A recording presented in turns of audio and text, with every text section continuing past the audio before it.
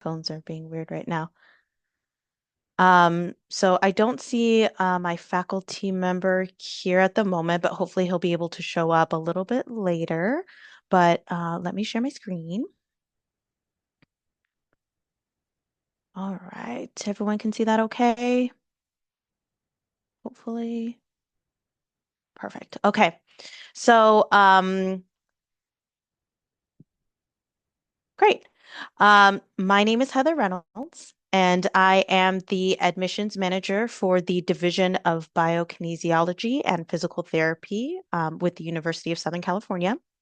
I have been with USC or this particular program for about a year now, a little over a year. Not only do I help oversee the DPT program admissions process, but I also help oversee the PhD in biokinesiology and the master's in biokinesiology programs as well. If you want to just take a moment in the chat, kind of share with me what year you all are in and what your majors are. I would imagine it's something close to exercise science or kinesiology, but you never know. Sometimes students come from different backgrounds and they have interests elsewhere. But yeah, if you want to take a moment to share that with me so I can get a sense of who I'm talking to. So with that, we'll go ahead and get started. So in terms of the presentation today, I'll do a presentation just discussing finding the right fit in a DPT program. We understand that there are a lot of different options out there for you, and there's a few different characteristics that we think that you should be mindful of when comparing different programs, just to make sure that you find the best one for you. After that, we'll discuss the application requirements for our program, and I'll provide you a few tips and tricks when you submit your application materials. We'll talk a little bit about prerequisites, and then we'll go over the admitted student timeline if you are admitted into our program, and then end with some important dates. And hopefully by that time, Dr. Simpson will be able to join us for faculty Q&A. If not, we can kind of field some admission specific questions that you all may have. So presentation will probably take about 30 minutes, and the rest of the time we really want to provide you an opportunity to ask any questions that you may have or anything that I didn't cover in the presentation. Just going over the chat. Wow, we have, okay, third year kinesiology pre-PT, junior, first year, third year, senior. Okay, so we have a lot of different folks in different years. So for those of you who are in your freshman, sophomore years, you have, a couple of years to get your application materials together. And then for those of you who are junior and seniors, hopefully you are preparing your application for the upcoming cycle or will be preparing for the next cycle afterwards. So the timeline will be specifically for this upcoming year, but it would be applicable for future years as well, give or take some specific dates. Okay, so finding your fit with the DPT program. So one of the first things that you want to take a look at is the faculty and the diversity of the faculty and the different experiences that faculty have. The DPT program is inherently a more clinical, practical type of degree, but for those of you who have some research interests or may be interested in just kind of introducing yourself to research and may potentially want to do a PhD afterwards, which is not unheard of. You want to take a look at what the faculty are working on, just to see if anything aligns with some of your interests there. Um, our faculty, we have a little less than 200 faculty within our division alone, and all of them are clinical practitioners as well as professors within our division. So with that amount of faculty, there is a high likelihood that one of our faculty members aligns with either your research interests or aligns with whatever your practice wants to be at the end of the program.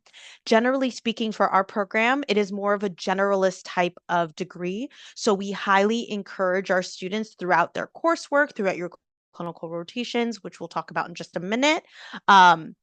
We highly encourage you to try different different facets, different populations, different specializations within the DPT or within the physical therapy field. So that way, at the end of the day, our students can be thrown into any type of physical therapy environment and be able to thrive there.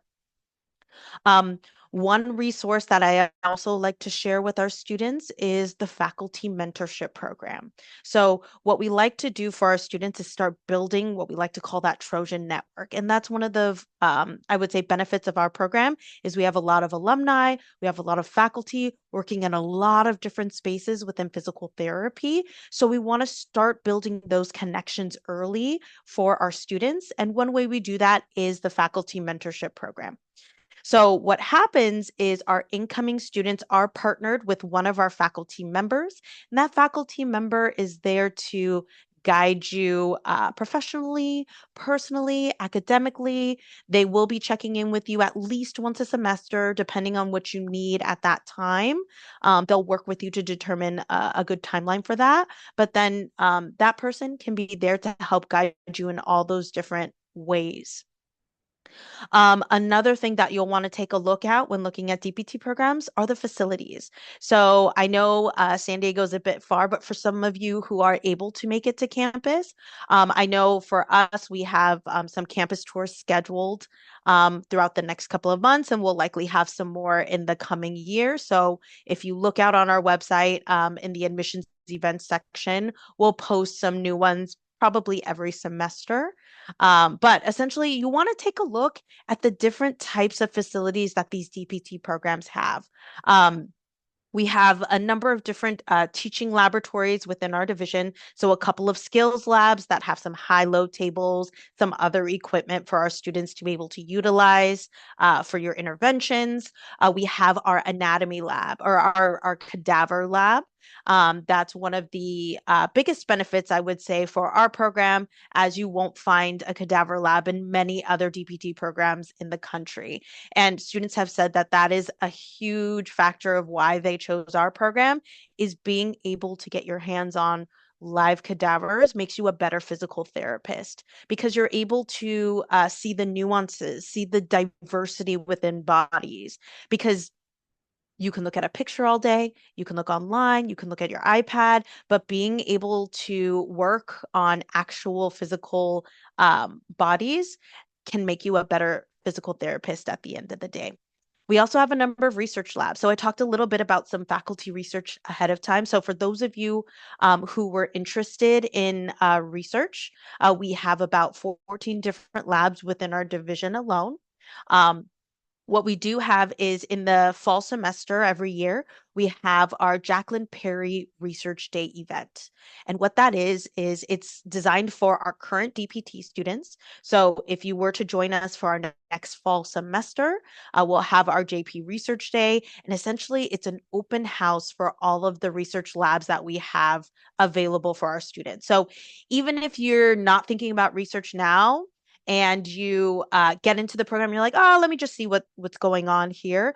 You have the opportunity to explore the different options available and then also speak to other students that are working in those labs as well. So you can say, what are you working on? How did you get involved with that? Is there something I can help with or volunteer with? Research isn't a big piece or a requirement for our DPT program. But for those students who do have interest, we do have the opportunities available. Um, so just in case in your spare time you want to get involved, you're more than welcome to. We have a number of practical sites, a number of partnerships within all 50 states that we'll talk about in just a minute for the clinical rotations as well. Another another characteristic of the DPT program that you want to take a look at are the students. So where are the students coming from? We consider our students a huge benefit because not all of our students come from kinesiology and exercise science background. Based on what students are sharing, it looks like a lot of you all are in kinesiology backgrounds, which is fine, perfectly fine. But we have admitted students who are history majors in the past. So for those students who aren't coming from those backgrounds, we highly encourage them to apply. As long as you have that the science foundation, we really enjoy having the different perspectives from all of our students within the classrooms. Um, So going back to that Trojan network that I mentioned a couple of minutes ago, um, we have our second year buddy system. So we want our students to collaborate not just with faculty, but with other students in other classes as well. It is a 3-year program. So we'll have third years, second years, and first years. So the second year buddy program essentially pairs our second year DPT students with our first year, our incoming DPT students, because those students just went through the same classes you did. They just interacted with the faculty you are interacting with, so they're able to provide some student specific support and some tips and tricks for how to survive your first year. From what I hear from students, essentially your first year is like drinking from a fire hose. So having that connection with somebody who's just gone through that process can be really helpful for students. Also, we have tutoring available for our students as well. So if you have an interest of becoming a faculty member or teaching on the side, that can be an opportunity for you to be able to utilize those skills or hone those skills as a second year or a third year tutor. For those of you who need some additional support, you have those tutoring services available. We try to provide you as many different resources as possible from the student perspective and also from faculty perspective to make sure that you are successful in our program. Um, the next thing you want to take a look at, and I would be remiss if I didn't mention to you, is cost, right? I know for our program, it is a pretty high cost, but we think that the different facilities, the Trojan network, all of those things are worth the amount. Our program, you're looking at about $86,000 for the first 2 years of the program. And then the third year, you're looking at about 56,000 in tuition and fees. And those will vary each year, but that's kind of the given or the approximate amount for our program. And the reason why there is a difference between the first and second year and the third year is that in the third year, you're spending a lot more time in those clinical rotations and less time in the classroom. And then you'll also want to consider, as you're looking at your different options, relocating to that location, right? And we'll talk about that in just a minute. But location fees, what is the average living expenses, for that area? So that's something that you want to consider, and you want to start budgeting way ahead of time. One thing that you want to ask every program as you're looking at your options is what kind of departmental support may be available for incoming students. For our division, we do have a merit-based scholarship that we do offer our incoming students. To be considered for that merit-based scholarship, there's no additional paperwork or essays or anything like that that you need to fill out to be considered for that scholarship. You're automatically considered when you are admitted into the program.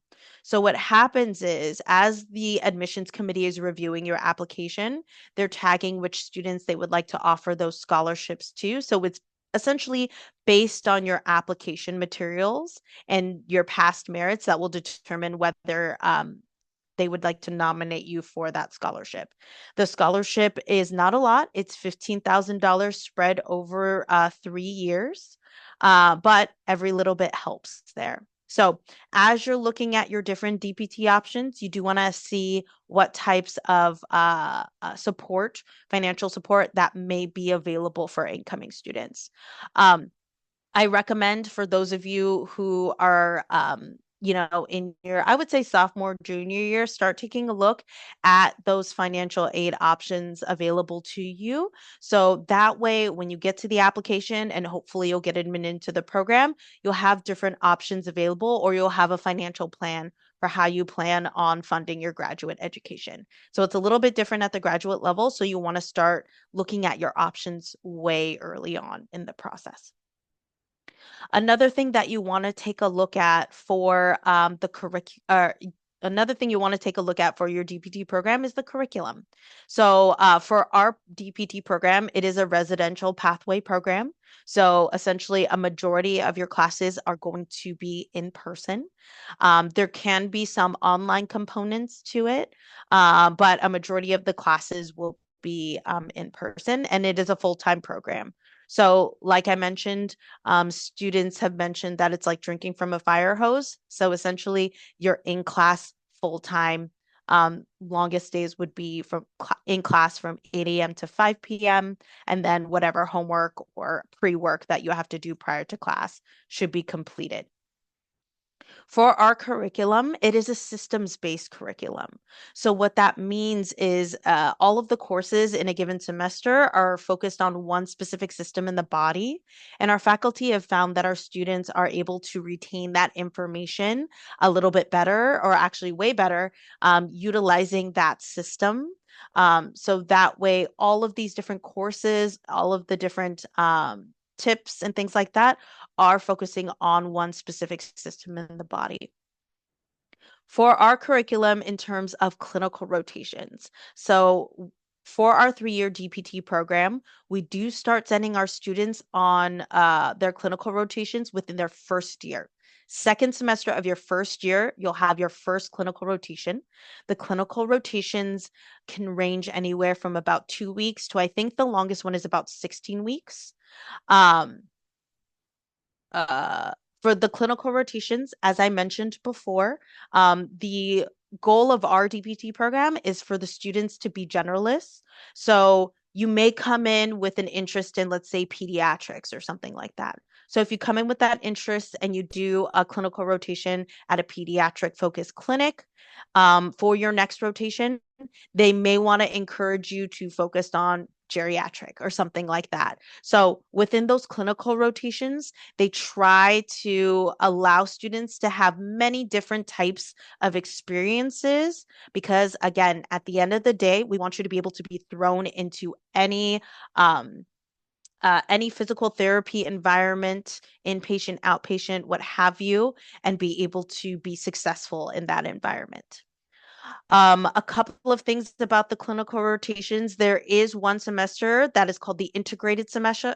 And so essentially what that means is in that same semester, you will be balancing clinical rotations plus some coursework there. And then something else for you to note is one of your clinical rotations should be out of area. Within Southern California, as you know, living in San Diego, or at least most of you probably are, there are a lot of different DPT programs, and all of the different clinics are, or the different DPT programs are competitive for placements and things like that. Um, the way you are placed in your clinical rotations, our clinical education team does take your interest into account. So, like I mentioned before, you may have an interest in pediatrics and they will do their best to match you with the pediatrics. But sometimes you may not be able to get into that specific clinic and things like that. So what we have is an internal database of all of the different partnerships that we have with different clinics, and we have partnerships in all 50 states. So if you happen to have maybe grandparents or something that live in Colorado and they'll allow you to stay with them for 2 weeks or a couple of weeks or 4 weeks, 6 weeks, whatever the clinical rotation is, then you may want to consider looking at clinical placements out in that area. Um, so when you get access to our database, you pick your top 10 different placements. And then based on the availability and based on the competitiveness, then hopefully you'll be placed in one of your top 10. So we don't just place you wherever we want. We do take your interests into account when placing you there. And if you have a connection with a clinic in maybe another state, let's say New York or something like that, our clinical education team, and if we don't, oops, excuse me, sorry, if we don't have a partnership with that clinical that clinic, then our clinical education team is willing to reach out to see if we can build a partnership with them. Again, growing that Trojan network there. Sorry about that. The lights turn off when I don't move. The last thing that you'll want to take a look at when looking at DPT program is location, right? You want to see the connections to the community. There is a service learning component for our DPT program that requires our students to give back to our local community. You also want to take a look at where you want to start building your connections, right, after graduate school. So, what types of populations do you want to work with? So, looking at those types of things when comparing DPT programs can be really helpful for you to make sure that you are building those networks in the correct places and working with the populations that you want to work with. All right. So those are the different characteristics that we think you should be looking at when comparing DPT programs. One thing that I'd like to share with our prospective students is our pass rate, because at the end of the day, we want you to become a licensed practicing physical therapist.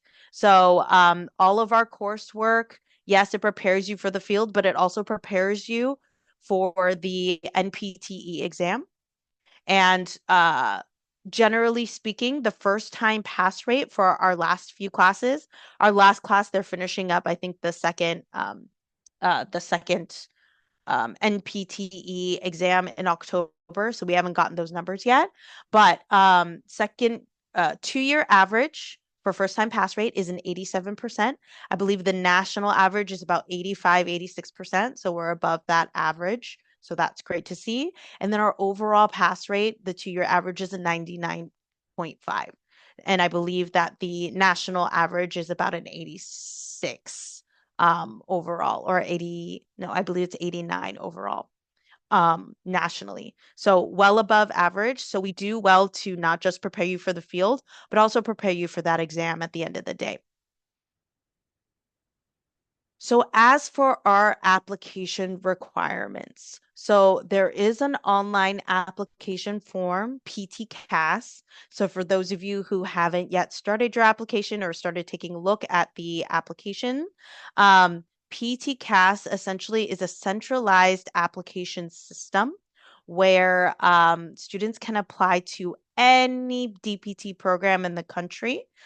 So with that, as a division, we are limited in what we have access to, but PT-CAS has a team there that's specifically there to support you and how you would input information into that system. What happens is when you sign up with them, you create that login and they give you an introductory email that essentially breaks down, all right, this section, this is where you want to submit this information. This is how you submit your coursework, that type of thing. Um, in addition to that online application form, so you'll have different sections where you fill out different questions like your contact information, demographic information, questions about past experiences, volunteer work, all of that. So you'll have those different sections within the application. You'll also need to order official transcripts in the PT-CAS system as well. So we'll need transcripts from all of your different courses that you took after high school. So, for example, if you took, some classes at La Mesa College or something like that, we want to see those transcripts. If you took some prerequisite courses at another institution, we want to see that. So we don't just want to see your bachelor given school, but we also want to see where you've taken some additional coursework, everything you've done after high school. One thing that you'll want to be mindful of is the minimum GPAs. So for our program, the minimum cumulative GPA should be a 3.0 or above. And then our division also looks at your science GPA. So the PT-CAS team essentially calculates the GPAs and provides it to the division or to the department. So if you have questions about calculating a GPA, maybe you retook a course, things like that, you'll want to connect with the PT-CAS team there. And on their PT-CAS support page, there is essentially a GPA calculator. So you can see how your GPA is affected if you retake a certain course or if you plan on taking another course, how that will affect your GPA. So I highly encourage you to utilize those resources if you have questions about that, because they don't just provide us, the overall GPA, but they do provide us a GPA based on your grade level. So they'll give us your senior year GPA, junior year, sophomore, so on and so forth. They'll also give us a GPA based on your school. They'll also give us a GPA based on the subject. So the science subject will also get like history, all sorts of different subjects there. So you want to be mindful of that. Just to give you a sense, for our last admitted student group, the average GPA of our admitted students was a 3.6 or above. So if you have a 3.6 or above, I would say you're a pretty competitive applicant. However, if you have something close to the cutoff or a 3.0, 3.1, 3.2, you may want to consider other ways to help balance out your application. So, our admissions committee does do a holistic review of our applications. So, essentially, we take into account all pieces of your application before determining your final decision there. But academics is a big piece of that because you want to be able to handle the academic rigor of our program. Just to give you a sense, the first year in our DPT program, you're thrown into 6 or 7 science heavy graduate level courses. So you want to make sure that you are prepared for that academic load there. So as I mentioned, for those of you who are close to that cutoff for the cumulative GPA or even the science GPA, you want to consider balancing out your application. And one way that I think students can do that is with the letters of recommendation. So if you are, so for our program, we do require 3 letters of recommendation. One needs to be from a physical therapist. One needs to be from an academic, so a faculty member that has taught you in your undergraduate or even one of your prerequisite courses. That's perfectly fine as well. And then the third one can be either of the two or a professional letter of recommendation from like a supervisor or something. They should not be a personal letter of recommendation. They should not be from friends or family members. So the way you can balance out an application if let's say your academics are a little bit low, you may want to consider maybe 2 academic letters of recommendation. For those who don't have a lot of, physical therapy hours or maybe don't come from a kinesiology background, I recommend maybe 2 physical therapist letters of recommendation. So think about your profile in that way and to see if there is a way for you to kind of balance out your application with your letters of recommendation. But you want to make sure that these folks have supervised you and can speak to your work ethic and your success in the program. Okay. Additionally, you'll also need to submit a personal statement or essentially respond to an essay prompt. PTCAS will have a generic essay prompt that you'll need to respond to, and that's changed every year. And then there will also be a supplementary essay question as well that will change too for the USC portion of the application.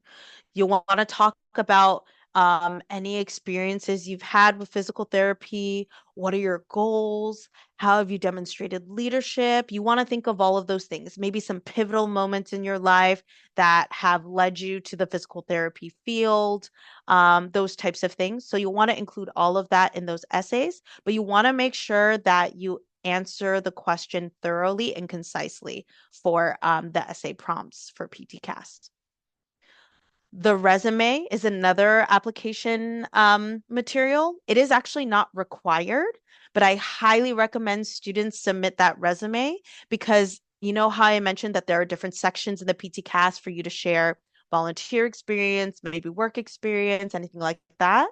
Well, we find that sometimes students aren't as descriptive in those sections as we'd like them to be. So I always recommend submitting that resume because it tends to be a little bit more descriptive on what you did as vice president of your pre-PT club or something like that. Or you might describe your duties more thoroughly when you were volunteering with that nonprofit or something like that. I would say redundancy is perfectly fine because you want to share everything that you're doing um, in some part of the application because there is no interview component. So there will not be an opportunity for you to kind of share one, your story. So write down your story in your personal statement. And then also some of the things that you're doing outside of the classroom. So the resume is the best place to do that. So I always highly recommend students submit that resume as well. The GRE is not required for our program, so do not worry too much about submitting that. Just to note, there are many DPT programs that still require the GRE. So when you do submit it into PTCast, we can see your GRE, but we are not able to take it into account when making your final admissions decision. But I always like to tell students we can see it, so you want to make sure that it's the best score possible. For those students who are international applicants, you're from SDSU, so this may not apply to you, but we do require English proficiency exam scores. PTCast partners with TOEFL, so I would say that's the easiest way to connect your scores. But USC does allow the IELTS and the TOEFL exam scores.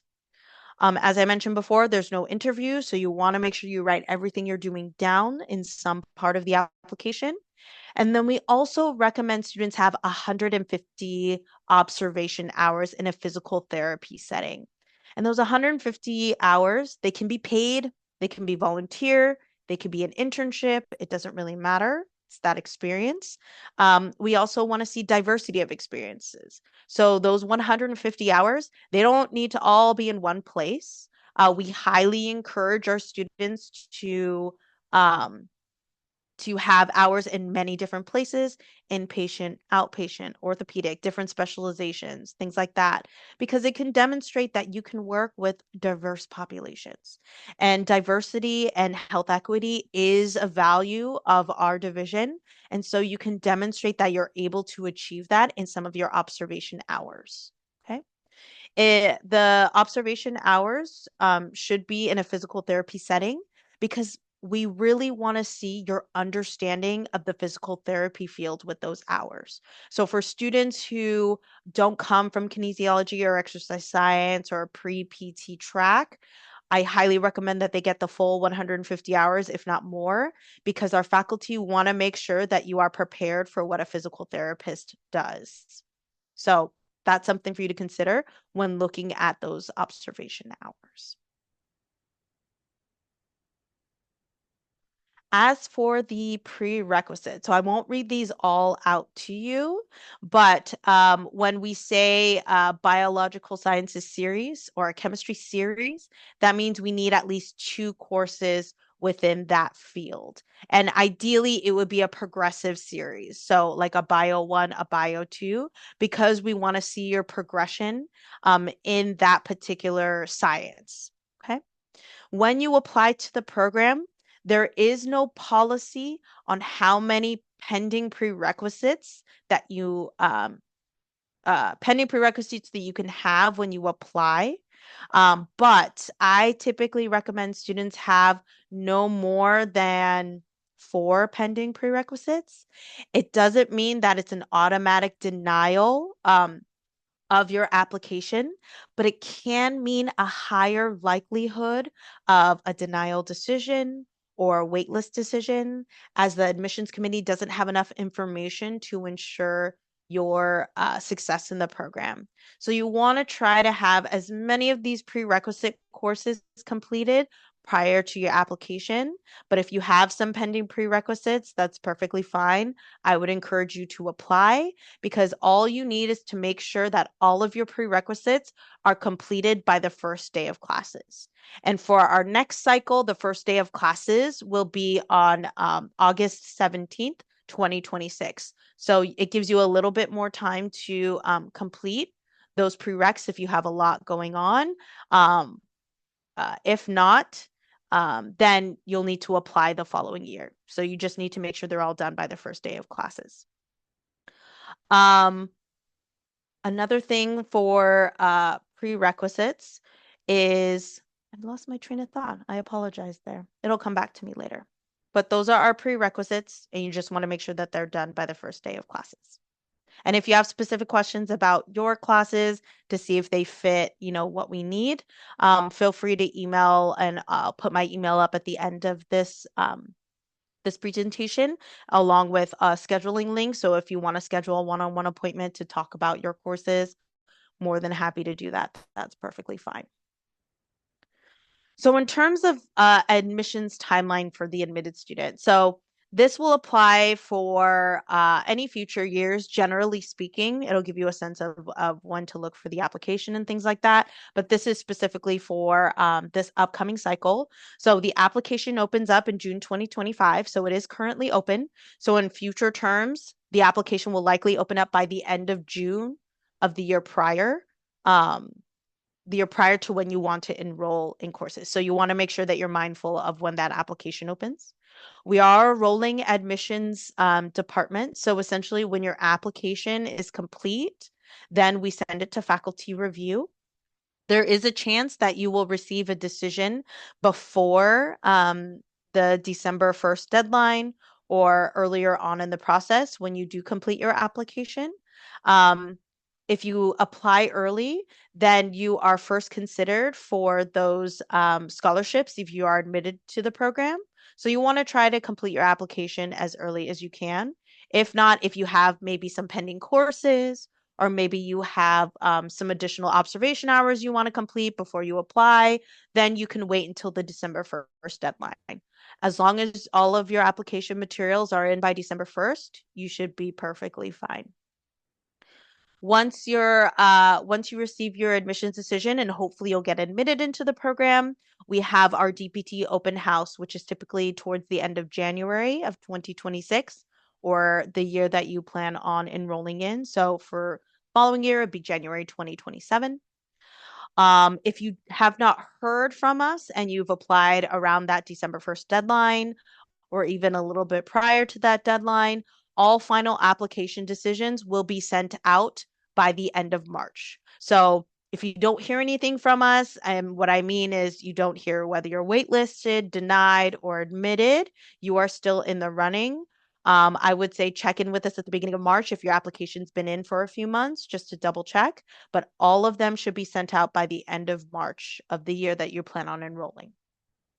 For those who are admitted after that first open house event, we have a second one that happens towards the end of March.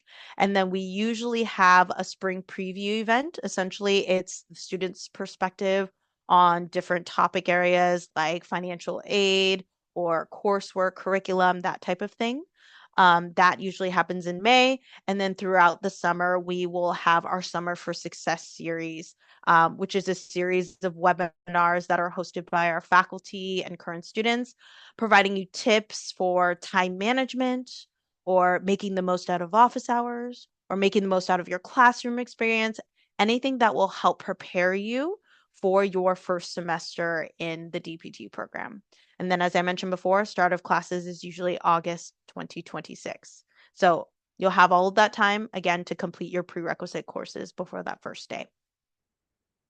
So I know those were a lot of dates, but if you take anything from this presentation and you plan on applying for this upcoming cycle, so fall 2026, the application deadline is December 1st, and will likely be December 1st for the next few cycles.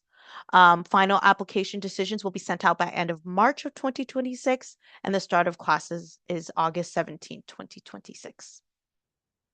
So at this point, let me go ahead. I'm not sure if Dr. Simpson was able to make it. I haven't been able to check my emails or anything, but happy to field any admissions questions from you all or any questions that you have about the program. And so I'll go ahead and put my contact information here. So like I mentioned, that is my email and a Zoom link to schedule a one-on-one appointment on the left there. And then on the right, if you want to submit an inquiry form, get invited to our events and that type of thing, feel free to fill out that form on the right. But thank you so much. And I appreciate you all inviting us to speak with your group. So yeah, please feel free to type in your questions or unmute yourself. It's not a huge group. More than happy to answer any questions you have.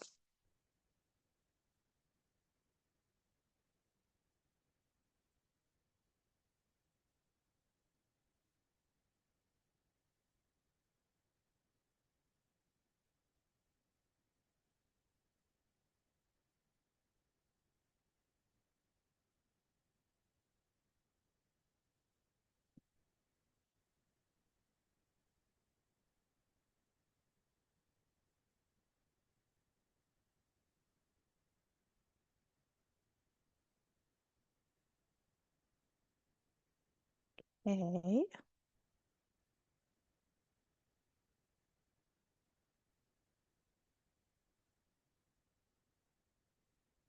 Not seeing any questions in the chat there.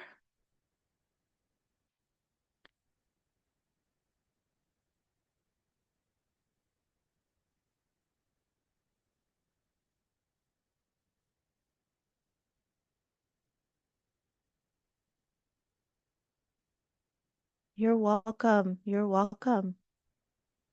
Thanks for joining. Okay. Not seeing any questions there, but like I said, feel free to schedule a one-on-one appointment if needed. And there's my email on the screen if you think of anything later on. Thank you so much.